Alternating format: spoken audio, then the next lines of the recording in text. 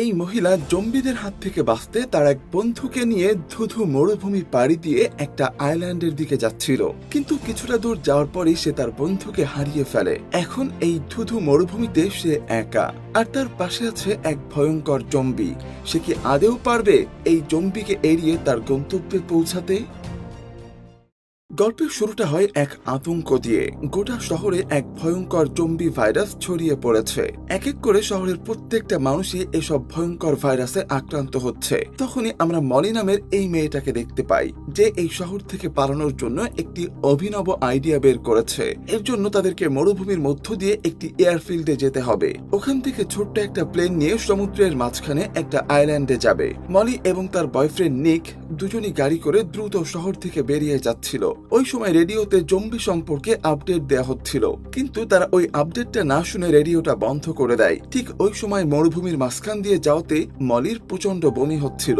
মলি গাড়ি থেকে নেমে কিছুটা দূরে গিয়ে বমি করে আবারও গাড়িতে ফিরে আসে, কিন্তু নিক তখন গাড়ি স্টার্ট করতে গিয়ে দেখে মরুভূমির বালুতে গাড়িটা আটকে গেছে। সে যতবার গাড়ি স্টার্ট করার চেষ্টা করে ততবারই গাড়ির টায়ার আরো ভিতরে ঢুকে যায়। তখন সে মজা করে মলিকে বলে, এয়ারফিল্ড থেকে মাত্র 30 মাইল, চলো আমরা হেঁটে যাই। এটা শুনে মলি বলে, মাত্র 30 মাইল? তাহলে তো যাওয়াই যায়। এরপর তো নিক তার বন্ধু জিমির কাছে সাহায্য চাওয়ার জন্য তাকে কল করতে থাকে। ঠিক তখনই তারা দেখতে পায় দূর থেকে একটা লোক তাদের দিকে এগিয়ে আসছে। ওরা মনে করেছিল যে এই লোকটি হয়তোবা তাদেরই মতো একজন সাধারণ পাবলিক, যে এই মরুভূমিতে এসে আটকে পড়েছে। কিন্তু একটু কাছে আসার পরে ওরা বুঝতে পারে যে লোকটি আসলে জম্বি। নিক তো দৌড়ে গাড়ির কাছে এসে পিস্তলটা বের করে, কিন্তু ওই সময় আবার তার হাত থেকে ফোনটা পড়ে যায়। নিক তখন ভাবে ফোন পরে উঠানো যাবে, আগে তো জম্বিটাকে সামলানো দরকার। নিক জম্বিকে গুলি করার চেষ্টা করে, তখন মলি চিৎকার করে ওঠে, ওর মাথায় গুলি করো। প্রথম বুলেটটি মিস হয়ে যায়, দ্বিতীয়টি জম্বির হাতে লাগে,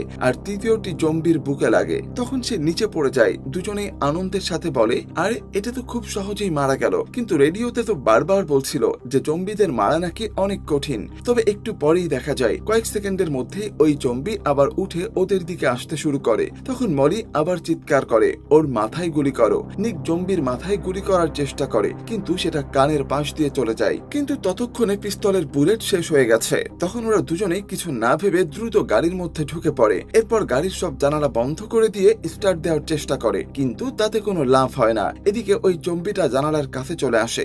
সময় পেরিয়ে রাত হয়ে যায়, কিন্তু জম্বিটা ওখান থেকে যাওয়ার নামই নেয় না। সে একইভাবে জানালার কাছে দাঁড়িয়ে থাকে। তখন মলি নিককে বলে, যদি তোমার ফোন বাইরে না ফেলতে আমরা এই সময় কারো কাছে সাহায্য চাইতে পারতাম। কিন্তু পরে তারা খেয়াল করে যে জম্বিটা সেখান থেকে চলে গেছে। ওরা গাড়ির হেডলাইট জ্বালিয়ে জম্বিটাকে দেখার চেষ্টা করে, কিন্তু সেখানে কেউই ছিল না। এরপর আরো নিশ্চিত হওয়ার জন্য টর্চ জ্বালিয়ে এদিক ওদিকে খোঁজে, কিন্তু জম্বিটাকে কোথাও দেখতে পায় না। তাই ওরা ঠিক করে যে জম্বি ফিরে আসার আগেই তারা ফোনটা নিয়ে আসবে। এরপর গাড়ি থেকে নেমে ফোন খুঁজতে থাকে। কিছুক্ষণ পরেই মলি ফোনটা পেয়ে যায়। মলি তো অনেক খুশি হয়ে নিকের দিকে টর্চ মারে এবং বলে, ফোনটা খুঁজে পেয়েছি। ঠিক তখনই পেছন থেকে জম্বি এসে নিকের গলায় কামড় দেয়। এটা দেখে মলি প্রচন্ড ভয় পেয়ে দ্রুত গাড়ির মধ্যে ঢুকে পড়ে, আর সবগুলো পানির বোতল একটা ব্যাগে ঢুকিয়ে নেয়। আর ওই সময় হেডলাইটের আলোয় মলি দেখে যে ওই জম্বিটা নিকের পেট থেকে তার নাড়ি ফুড়ি বের করে খেয়ে ফেলেছে।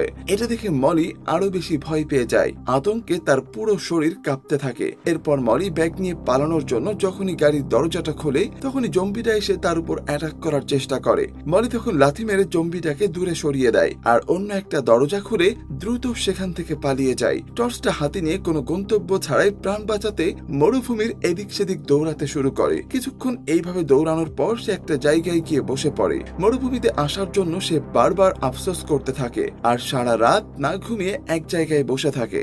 রাত পেরিয়ে সকাল হয়ে যায়, কিন্তু অনেক দূর দূরান্ত পর্যন্ত মলি কাউকেই দেখতে পায় না। সে কিছুই বুঝতে পারছে না যে এখন তার কি করা উচিত। আর একটু পরেই তো সে নিকের ফোন থেকে জিমিকে কল করে। তবে নিকের ব্যাপারে কিছু না জানিয়ে বলে, আমরা যে গাড়িতে যাচ্ছিলাম সেটা হঠাৎ রাস্তায় নষ্ট হয়ে গেছে, প্লিজ তুমি আমাকে যে কোনো ভাবে হেল্প করো। তখন জিমি বলে, আমি প্লেন মেরামতের কাজে ব্যস্ত, তুমি পারলে আমার এখানে আসো। আর এটা বলে সে ফোনটা কেটে দেয়। এখন মলির কাছে আর কোনো উপায় নেই, তাই সে ফোনের ডিরেকশন অন করে পায়ে হেঁটে সামনের দিকে এগোতে শুরু করে। কিছু দূর যাওয়ার পর মলির অনেক ক্ষুধা পেয়ে যায়, তাই সে ব্যাগ খুলে খাবার খুঁজতে থাকে। কিন্তু দুর্ভাগ্যবশত ব্যাগের মধ্যে কোনো খাবারই ছিল না। অনেক অনেকক্ষণ ধরে না খাওয়ার কারণে এই মরুভূমির মধ্যে মলি অনেক অসুস্থ বোধ করতে শুরু করে। কিছুক্ষণ বিশ্রাম নিয়ে এরপর সে আবারও হাঁটতে শুরু করে। ঠিক ওই সময় তার মাথার উপর দিয়ে দুটি জেট প্লেন উড়ে যেতে দেখে। মলি চিৎকার করে তাদের দিকে হেল্প চায়, কিন্তু ওরা তো মলিকে না দেখেই চলে যায়। আবারও দিন পেরিয়ে রাত নেমে আসে, তাই অন্ধকার হয়ে যাওয়ায় মলি একটা জায়গায় আগুন জ্বালিয়ে বসে থাকে। আর তখন সে চোখ বন্ধ করে তার মেয়ের কথাই ভাবতে থাকে। আর ঠিক ওই সময় তার পেছন থেকে সে কারো আসার শব্দ শুনতে পায়। শব্দ শুনে পেছনে তাকিয়ে দেখে ওই জম্বিটা চলে এসেছে। জম্বি মলিকে কামড় দেওয়ার চেষ্টা করে, কিন্তু মলি তাকে ধাক্কা দিয়ে সেখান থেকে পালিয়ে যায়। এরপর সে একটা জায়গার উপরে উঠে বসে, চারিদিকে লক্ষ্য করে যে জম্বি কোথাও আছে কিনা। মলির শরীরের অবস্থা খুবই খারাপ হয়ে যায়। অনেকটা পথ হাঁটার কারণে সে ক্লান্ত হয়ে যায়, তাই আর কিছু ভাবনা চিন্তা না করে ওখানেই ঘুমিয়ে পড়ে। এরপর সকাল হলে চোখ খুলে দেখে জম্বি একদম কাছে, কিন্তু সে ওই উঁচু জায়গায় উঠতে পারছে না। মলি একটি ছোট্ট কাঠের টুকরা দিয়ে জম্বিটাকে সরানোর চেষ্টা করে, কিন্তু ওই জম্বিটা নাছোড়বান্দা, কিছুতেই ওখান থেকে যাচ্ছিল না। মলি একটা ছোট্ট কাপড়ে কিছু রক্ত লাগিয়ে জম্বিটার মুখের সামনে নিয়ে আসে। এরপরে কাপড়ের টুকরোটা কিছুক্ষণ ধরে দূরে ছুঁড়ে ফেলে। জম্বি তখন রক্তের গন্ধ পেয়ে দ্রুতই কাপড়ের দিকে ছুটে যায়। মলি নিচে নেমে পালাতে চায়, কিন্তু নামার সময় তার পা পিছলে যায়। নিচে পড়ার কারণে সে পিঠে প্রচন্ড ব্যথা পায়। পড়ে যাওয়ার শব্দে জম্বি আবারও মলির দিকে আসে। মলি ব্যথা সহ্য করে নিজের সব জিনিসপত্র নিয়ে দৌড়ে পালানোর চেষ্টা করে। আর ওই সময় দেখতে পায় সে একটি পানির বোতল ফেলে এসেছে। ধুধু মরুভূমিতে বেঁচে থাকার একমাত্র উপায় হলো পানি, তাই মলি বোতলটা আনার চেষ্টা করে, কিন্তু ততক্ষণে জম্বি সেখানে পৌঁছে যায়। এখন পালানো ছাড়া আর কোনো উপায় নেই, তাই মলি রিস্ক নিয়ে ছুটে বোতলটা তুলে নিয়ে সেখান থেকে দৌড়ে পালিয়ে যায়। মলি দৌড়ে পালাচ্ছিল, জম্বিটা তার পিছু পিছু যাচ্ছিল। ছুটতে ছুটতে মলি ক্লান্ত হয়ে পড়ে, কিন্তু জম্বির পিছে আসার কারণে একটু রেস্ট নেওয়ারও সময় পাচ্ছিল না। কোনো রকমে পানি না খেয়ে অনবরত চলতে থাকে, আর তার কাছে কোনো খাবারও নেই। এদিকে ওই জম্বি হাঁটতে হাঁটতে বারবার পড়ে যাচ্ছিল। এটা দেখে মলি তার দিকে তাকিয়ে হেসে ওঠে। কিছু দূর যাওয়ার পর মলি একটি বাড়ি দেখতে পায়। খাবার আছে কিনা দেখার জন্য ভেতরে যায়। বাড়ির ভিতরে অনেক ভাঙা কাচের টুকরা পড়েছিল।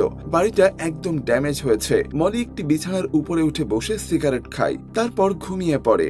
ঘুমের মধ্যে মলি স্বপ্ন দেখে তার মেয়ে সে তাকে ঘুম থেকে ডেকে তুলেছে। তখনই মলি জেগে যায়। অদ্ভুত একটা শব্দ শুনতে পায়। একটু এগোতে এসে দেখে ওই জম্বিটা ওকেই খুঁজছে। মলি ধীরে ধীরে পর্দার পেছনে লুকায়। জম্বি তখন ওই পর্দার কাছে এসে খুঁজতে থাকে। মলি নিঃশ্বাস বন্ধ করে চুপচাপ থাকে। ঠিক সেই সময় একটি বিচ্ছু মলির গায়ে ওঠে। সে বিচ্ছুটি ফেলে না, দাঁত চেপে সব সহ্য করে। ধীরে ধীরে বিচ্ছুটি মুখ পর্যন্ত আসে। কিছুক্ষণ পরে জম্বি মলিকে না পেয়ে চলে যায়। জম্বি চলে যাওয়ার সঙ্গে সঙ্গেই মলি বিচ্ছুটি মুখ থেকে ফেলে দেয়, পা দিয়ে পিষে মেরে ফেলে। তারপর বাইরে বের হয়ে চেক করে কোথাও জম্বি আছে কিনা। আশেপাশে কোথাও জম্বি না পেয়ে আবারও ফোন অন করে লোকেশন অনুযায়ী হাঁটতে শুরু করে। কিছুক্ষণ পর একটা জায়গায় দাঁড়িয়ে পানি খায়। তখনই দূর থেকে জম্বি আসে। মলি তখন চিন্তা করে, আমি যেখানেই যাই না কেন এটা কোনোভাবেই আমার পিছু ছাড়বে না। মলি প্রচন্ড হতাশ হয়ে যায়। পালানোর মতো অবস্থাও নেই, তাই যেভাবেই হোক জম্বির উপর অ্যাটাক করতে হবে। এরপর মলি একটি পাথর তুলে চিৎকার করে বলে, আমার কাছে আসলে কিন্তু আমি তোকে মেরে ফেলবো। চিৎকার করে গালি দিতে দিতে পাথরটি জম্বির দিকে ছুড়ে মারে, কিন্তু জম্বি খুব কাছে চলে এসেছে। ঠিক ওই সময় মলির মনে পড়ে যে জম্বি নিককে কি জঘন্যভাবে মেরে খেয়ে ফেলেছিল। এই পাথর ফেলে ভয় পেয়ে ব্যাগ নিয়ে দৌড়াতে থাকে। মলি তখন চিন্তা করে, জম্বি যেহেতু আমার পিছু ছাড়বেই না, তাই ওর সঙ্গে কথা বলতে বলতেই আমি পালাতে থাকবো। মলি জম্বিকে একটু রাগানোর জন্য বলে, আমি জানি আমি যতই বলি না কেন তুমি আমার পিছু পিছু আসবেই, এটা আমার ভালোই লাগছে, কিন্তু তোমার ভয়েস আর স্মেল আমার খুবই জঘন্য। এইভাবেই বন্ধুর মতো কথা বলতে বলতে মলি খোঁড়াতে খোঁড়াতে সামনের দিকে এগোতে থাকে। হাঁটতে হাঁটতে ক্লান্ত হয়ে গেলে আবারও উঁচু জায়গায় উঠে কিছুক্ষণ রেস্ট নেয়। এরপর আবারও রওনা হয়। জম্বি তার পিছু পিছু আসে। আর একটা দিন কেটে যায়। রাত আসে। মলি আগুন ধরিয়ে বসে থাকে। সেই সময় মলির আবারও তার মেয়ে আর অতীতের কথা মনে পড়ে থাকে।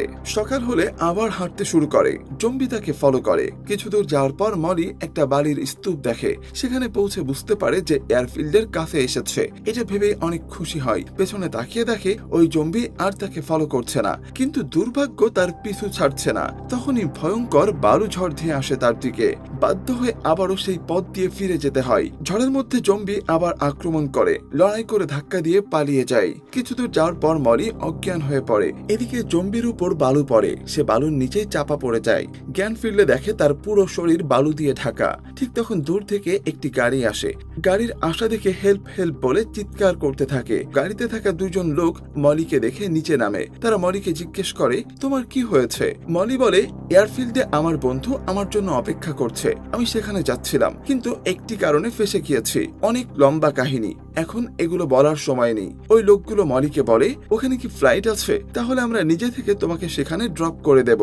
মলি তাদের বলে, আমার ব্যাগটা বালির নিচে চাপা পড়ে গিয়েছে, আমি ব্যাগটা নিয়ে আসি। ওই লোকগুলো বলে, তুমি গাড়িতেই থাকো, আমরা ব্যাগগুলো নিয়ে আসছি। এরপর তারা ব্যাগ খুঁজতে চলে যায়। মলি গাড়ির এসি অন করে কিছুক্ষণ রিল্যাক্স করে। গাড়ির আয়নায় নিজের চেহারা দেখে অবাক হয়ে যায়। কিছুক্ষণ পর মলি গাড়িতে একটি ছবি দেখতে পায়, বাবা ছেলের হাস্যোজ্জ্বল ছবি। মলি খেয়াল করে যে ছবির ছেলেটার মাথায় যে ক্যাপ, সেই একই ক্যাপ গাড়ির ওই লোক দুজনের একজনের মাথায় আছে, এবং ওই মানুষগুলো ব্ল্যাক, কিন্তু তারা দুজন তো শ্বেতাঙ্গ। মলির কিছুটা সন্দেহ হয়, পেছনে তাকিয়ে প্রচুর রক্ত দেখে, বুঝতে পারে এখানে নিশ্চয়ই কোনো ঝামেলা আছে, তাই সঙ্গে সঙ্গে গাড়ি থেকে বেরিয়ে যায়। কিন্তু ততক্ষণে ওই লোকগুলো ব্যাগটা নিয়ে চলে এসেছে। মলি তো বুঝতে পারছিল না যে এই অবস্থায় তার কি করা উচিত। মলি ওই লোকগুলোকে বলে, আপনারা আমাকে সাহায্য করতে চেয়েছেন, এতটুকুই যথেষ্ট, আমি একাই চলে যেতে পারবো। এরপরে মলি গাড়ি থেকে নামার চেষ্টা করে, কিন্তু এই লোকগুলো তাকে নামতে দেয় না।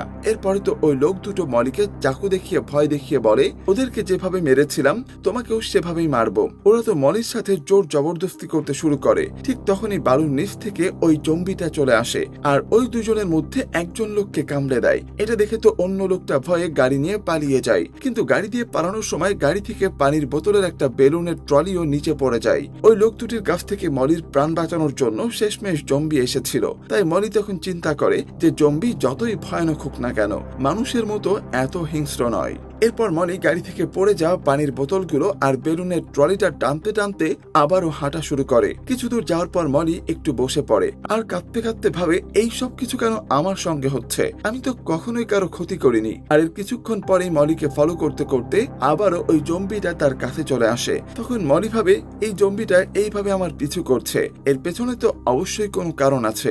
এরপরই তো মলি আবারও উঠে চলতে শুরু করে, আর জম্বিটাও তার সঙ্গে সঙ্গে আসে। আর কিছু দূর যাওয়ার পরে দেখতে পাই এক জায়গায় অনেকগুলো টায়ার পড়ে আছে। এগুলো দেখেই তো মলির মাথায় একটা আইডিয়া আসে। সে টায়ারের সাথে বেলুনের ট্রলিটা বেঁধে নেয়, এরপর টায়ারটা জম্বির গলায় ঝুলিয়ে দেয়। তখন যেতে যেতে মলি জম্বিকে বলে, তোমার ওয়াইফ আর বাচ্চা কোথায় আছে জানো? তবে তুমি চিন্তা করো না, আমার মনে হয় ওরা যেখানে আছে ভালো আছে। যেমন আমার মেয়ে, সেও হয়তো ভালো আছে। আমার বোনের কোনো বাচ্চা নেই জানো, আর কখনো হবেও না, তাই আমি আমার মেয়েকে তাকে দিয়ে দিয়েছি। আমার মেয়ের দেখাশোনা করার দায়িত্ব এখন সম্পূর্ণ তার। আমার মেয়ে হয়তো তার কাছে নিরাপদেই আছে। এরপর আবার মলি বলে, এসব আমি তোমাকে কেন বলছি, তারপরেও কেন জানি না, তোমাকে এসব কথা বলতে আমার ভালোই লাগছে। মলি তার সব কথা জম্বিকে বলে, আর তারপরে জম্বি তাকে একটা পাথরের সঙ্গে বেঁধে রাখে। এখান থেকে চলে যাওয়ার সিদ্ধান্ত নেয়নি, কিন্তু কিছুটা দূর যাওয়ার পরে জম্বিকে একা রেখে যেতে এখন আর তার ইচ্ছাই করছিল না। সে তার বাঁধনটা খুলে দেয়, কিন্তু এরপরেই তো জম্বি যখনই তার কাছে এসে কামড়ে দেওয়ার চেষ্টা করে, মলি বলে, স্টপ, একদম এগোবে না। ওই জম্বিটাও তখন ওখানেই থেমে যায়। একে দেখে মনে হচ্ছে যে সে মলির একদম পোষা প্রাণীর মতো করে কথা শুনছে। পরে আবারও রাত নেমে আসে। মলি আগুন জ্বালিয়ে একটা উঁচু জায়গায় বসে। তার মেয়ের খেলনাটা দেখে আবারও তার কথা ভাবতে থাকে। মলি তো অনেকটা ইমোশনাল হয়ে জম্বিকে তার মেয়ের কথাগুলো বলতে থাকে, আর ওই জম্বিটাও এমন ভাবে সব শুনছিল যে সে সবই বুঝতে পারছে। পরের দিন সকালবেলায় ওরা আবারও রওনা শুরু করে। এরপর চলতে চলতে তারা একটা রাস্তায় এসে পড়ে। রাস্তাটা দেখে তো মলি খুশি হয়ে জম্বিকে বলে, আমরা একদম কাছাকাছি চলে এসেছি, একটু দূরেই এয়ারফিল্ড। তখনই মলি দেখতে পাই যে ওই রাস্তা দিয়ে কয়েকটা আর্মির গাড়ি আসছে। মলি ভাবে যে আর্মিরা জম্বিটাকে দেখলে হয়তো তাকে এখনই গুলি করে মেরে ফেলবে, তাই মলি জম্বিকে রাস্তার পাশেই লুকিয়ে রাখে। সব গাড়ি চলে যায়, একটা গাড়ি সেখানে থামে, আর গাড়ি থেকে দুজন সৈনিক নেমে মলির দিকে এগিয়ে আসে। ওরা তো মলিকে দেখার সঙ্গে সঙ্গেই গুলি করতে চায়, কিন্তু মলি ওদেরকে বোঝায়, আমি জম্বি এফেক্টেড না। ওরা তখন মলিকে বলে, তুমি এরকম ডেঞ্জারাস এরিয়াতে কি করছো? ওরা তখন মলিকে গাড়িতে উঠতে বলে, কিন্তু মলি বলে, আমি আমার হাজবেন্ডের সঙ্গে আছি, কোনো প্রবলেম নেই, আপনারা এখান থেকে চলে যেতে পারেন। মলি ওদেরকে বুঝিয়ে ওখান থেকে চলে যাওয়ার জন্য রাজি করাতে পারে। ওরা তো যাওয়ার জন্য গাড়িতে উঠতে যাচ্ছিল, কিন্তু ঠিক ওই সময় জম্বি এখানে চলে আসে। তখন মলি জম্বিটাকে প্রোটেক্ট করার জন্য তার সামনে দাঁড়ায়, আর আর্মিরা গুলি করতে চাইলেও মলি বাধা দেয়। কিন্তু তারা কি আর শোনে? তারা সঙ্গে সঙ্গে জম্বিকে তার পায়ে গুলি করে। সঙ্গে সঙ্গেই তো জম্বিটা নিচে পড়ে যায়, আর এরপর আর্মিরাও চলে যায়। মলি জম্বির কাছে গিয়ে তাকে ওঠানোর চেষ্টা করে। তখনই জম্বি মলির আঙুলে কামড় দেয়। মলি দ্রুত তার আঙুল পানি দিয়ে ধুয়ে ফেলে, কিন্তু সে দেখতে পায় তার আঙুলটা ধীরে ধীরে পুরো জম্বিদের মতো হয়ে যাচ্ছে। তাই সে পুরোপুরি এফেক্টেড হওয়ার আগেই একটা পাথর দিয়ে নিজের আঙুলটা কেটে ফেলে। এরপর একটা কাপড় দিয়ে সেখানে ব্যান্ডেজ করে। তারপর একটা বড় পাথর নিয়ে জমির কাছে গিয়ে বলে, তোমাকে তো আমি এইভাবে এখানে ফেলে দিতে পারবো না। মলি তখন জম্বির গালে হাত বুলিয়ে অনেক ইমোশনাল হয়ে পড়ে। এরপর সে পাথরটা দিয়ে জম্বির মাথায় অনেক জোরে আঘাত করে, মানে জম্বিটাকে একেবারে শেষ করে দিয়ে সেও এয়ারফিল্ডের দিকে রওনা হয়। সেখানে পৌঁছানোর পর মলি দেখতে পায় আশেপাশে কেউ নেই। ওখানে একটা ফাঁকা গাড়িও দেখতে পায়, কিন্তু গাড়ির পাশে যাওয়ার পর কেউ একজন আবার গুলি করতে শুরু করে। মলি তখন হাত উঠিয়ে বলে, আমাকে গুলি করবেন না, আমি কোনো জম্বি না, আমি এখানে জিমির সঙ্গে দেখা করতে এসেছি। তখনই ওই লোকটি বলে, আমি জিমি, তোমাকে না জেনে গুলি করেছি, এর জন্য সরি। এরপর জিমি জিজ্ঞাসা করে যে নিকের কি হয়েছে। সব জানতে পেরে সে মলিকে নিয়ে একটা প্লেনের দিকে যায়। মলি ওখানে একটা তালাবদ্ধ ঘরও দেখতে পায়। জিমি বলে, এখানে আমার টিমের 4 জন বন্ধু আছে, ওরা জম্বি দ্বারা এফেক্টেড, তাই এই রুমের দরজা ভুলেও খুলবে না। ঠিক তখন পাইলট এসে জানায় যে প্লেন ওড়ার জন্য প্রস্তুত। তখন জিমি আর পাইলট প্লেনটি নিয়ে একটা টেস্ট ড্রাইভে যায়। মলি সেখানে দাঁড়িয়ে প্লেনের জন্য অপেক্ষা করে আর ভাবতে থাকে যে ওরা ফিরে আসলে সে আইল্যান্ডে চলে যাবে। কিন্তু ওই সময় মলির তার মেয়ের কথা মনে পড়ে। এখান থেকে যাওয়ার আগে সে শেষবারের মতো তার মেয়ের সঙ্গে কথা বলতে চায়। এরপর সে তার মেয়ের কাছে টেলিফোন করে, কিন্তু রিং হওয়া সত্ত্বেও কেউই ফোন তুলছিল না। কয়েকবার ফোন করার পর শেষ পর্যন্ত তার মেয়ে ফোনটা উঠায়। তখন মলি বলে, আমি বলছি, আমি তোমার মা, তুমি এখন কি করছো? তখন মলির মেয়ে বলে, এখানে অনেক প্রবলেম হয়েছে, মা আমাকে বেডের নিচে সবসময় লুকিয়ে থাকতে বলেছে, আর সে ফিরে আসা না পর্যন্ত এখান থেকে বের হতে একেবারে নিষেধ করেছে, রুমটা তালাবদ্ধ করে চলে গেছে। তখন মলি বলে, আমি তোমার কাছে আসছি, আমি না আসা পর্যন্ত তুমি ওখানেই লুকিয়ে থাকবে। পরে মলি ওই গাড়িটা নিয়ে সেখান থেকে যেতে চাই, কিন্তু গাড়িটা লক করা ছিল। তখন মলি ভাবে চাবিটা নিশ্চয়ই ওই লক করা রুমের মধ্যে আছে। মলি তখন ওই রুমের তালা ভেঙে ভিতরে যায়। ভিতরে ঢুকে দেখতে পায় ওখানে একটা জম্বি মরে পড়ে আছে। জম্বিটাকে দেখে তো মলি অনেক ভয় পেয়ে যায়। তারপর সে জম্বির পকেটে চাবি খোঁজে, কিন্তু কোনো চাবি খুঁজে পায় না। এরপরে আরো ভিতরে গেলে তখন একটা জম্বি তাকে আক্রমণ করার চেষ্টা করে। মলি তখন ওই জম্বির মাথায় আঘাত করতে করতে তাকে মেরে ফেলে, কিন্তু সমস্যা হলো ওই জম্বির পকেটেও চাবি ছিল না। তখন মলি আরো ভেতরে যায়। সেখানে একটা জম্বি রক্তাক্ত অবস্থায় তার দিকে এগিয়ে আসে। মলি সেটাকে দেখে ভয় পেয়ে নিচেই পড়ে যায়। ওই জম্বিটা মলিকে অ্যাটাক করতে আসলে তো মরে সেখানে পড়ে একটি ড্রিল মেশিন দিয়ে জম্বির মাথায় ড্রিল করতে শুরু করে। জম্বিটা সেখানেই মারা যায়। আর শেষমেশ মলি তো চাবিটা ওই জম্বির কাছ থেকেই পায়। এরপর মলি গাড়িটা নিয়ে কোথাও না থেমে দ্রুত তার মেয়ের কাছে পৌঁছে যায়। মলি বাড়ির কাছে পৌঁছে দেখে পুরো শহর একদম বিধ্বস্ত হয়ে গেছে। মলি তখন একটা বড় লাঠি হাতে নিয়ে বাড়ির ভেতরে ঢোকে। পুরো বাড়ি তছনছ হয়ে আছে। মলি বুঝতে পারে এখানে অবশ্যই কিছু একটা ঘটেছে। ভেতরে যেতে গিয়ে মলি দেখতে পায় যে তার বোনের হাজবেন্ড ভেতরে পড়ে মরে আছে। এরপর মলি একটা লাঠি হাতে করে হল রুমের দিকে যায়। ওখানে গিয়ে দেখে জানালায় রক্ত দিয়ে লেখা, আমাকে জম্বি কামড়িয়েছে, আমি ইনফেক্টেড হয়ে যাব, যা আমি কোনোভাবেই মেনে নিতে পারবো না। তাই তার আগে আমি নিজেকে পুড়িয়ে ফেলেছি। সেখানে আবার আই লাভ ইউ লেখা ছিল। এসব দেখে মলি প্রচন্ড শকড হয়ে যায়। এরপর সে তার মেয়েকে খুঁজতে খুঁজতে রুমে যায়। মলি বেডের উপরে, নিচে, আশেপাশের সব জায়গায় তার মেয়েকে তন্ন তন্ন করে খোঁজে, কিন্তু কোথাও পাচ্ছিল না। ঠিক তখনই ওখানে থাকা একটি টেন্ট হাউস মলির চোখে পড়ে। ওটা খুলতেই মলি দেখতে পাই সেখানে তার মেয়ে গুটিসুটি মেরে বসে আছে। কিন্তু মলির গায়ে এত রক্ত দেখে তার মেয়ে অনেকটাই ভয় পেয়ে যায়। তখন মলি তাকে বুঝিয়ে বলে, আমি তোমার মা, কোনো ভয় নেই। তার মেয়ে যখন বুঝতে পারে সত্যি তার মা এসেছে, তখন জড়িয়ে ধরে বলে, তুমি কেন আমাকে ছেড়ে গিয়েছিলে মা, আমি তোমাকে অনেক মিস করেছি। তখন দুজনেই জড়িয়ে ধরে কাঁদতে শুরু করে। এরপর তারা দুজন যখন ওখান থেকে বের হতে যাচ্ছিল, তখনই আবার শহরের কিছু জম্বি দরজা খুলে বাড়ির মধ্যে ঢোকার চেষ্টা করে। মলি তখন তার মেয়েকে বলে, যাই হয়ে যাক না কেন, তুমি কিন্তু আমার পেছনেই থাকবে, আমি ওদেরকে দেখে নেব। এরপরই তো মলি একটা লাঠি উঠিয়ে ওদেরকে মারার জন্য রেডি হয়। আর ঠিক এখানেই আমাদের আজকের এই মুভির গল্পটি এখানেই শেষ হয়ে যায়। আসলে এখানে একটা প্রশ্ন রয়ে গেছে, মলি কি তার মেয়েকে আদেও এত লড়াই করার পরেও জম্বিদের হাত থেকে বাঁচাতে পারবে? এই প্রশ্নের উত্তর না হয় আপনারা কমেন্ট বক্সে জানিয়ে দিন। তো আজ এই পর্যন্তই, দেখা হবে পরবর্তী কোনো গল্পে। সে পর্যন্ত সবাই ভালো থাকবেন, সুস্থ থাকবেন, আর সিনে গল্পের সাথেই থাকবেন, এই আশা ব্যক্ত করে এখানেই শেষ করছি। আল্লাহ হাফেজ।